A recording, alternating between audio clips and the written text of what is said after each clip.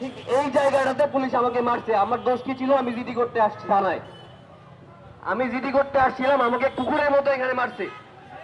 ওখানে কনস্টেবল ছিল নাকি এসআই ছিল নাকি ওসি ছিল আমি জানি না, সবাই মিলে আমাকে মারছে, পশুর মতো মারছে। আপনারা জানেন গতকালকে রাতে আমার হলে বড় ভাই নাইম ভাইয়ের উপর পুলিশ কিভাবে অতর্কিত হামলা চালিয়েছে। সে তার কাছে কোনো অপরাধের প্রমাণ পায় নাই, কোনো মাদক পায় নাই। সে জাস্ট ওই উদ্যানের ভেতর দিয়ে আসতেছিল, পথটা ইউজ করতেছিল। বাংলাদেশে রাস্তাঘাট ইউজ করা কি পাপ নাকি?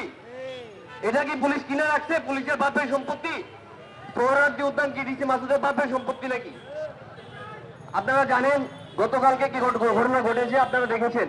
তো যেটা দেখেননি, আমি একটা ঘটনা সম্পর্কে আপনাদের বলতে চাই। আমি এখানে এসেছিলাম জিডি করতে শাহবাগ থানার ভিতরে।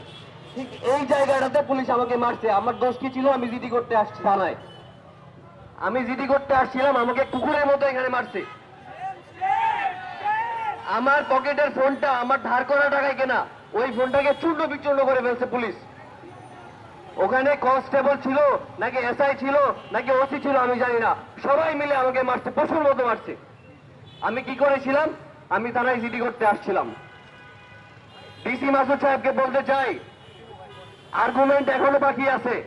আপনি আসেন, আর্গুমেন্ট এখনো বাকি আছে। বাংলাদেশ কারো বাপের সম্পত্তি না। বাংলাদেশ আপনার, বাংলাদেশ আমার, বাংলাদেশ সবার। এই দেশে থাকতে হলে সবাই মিলেমিশে থাকতে হবে।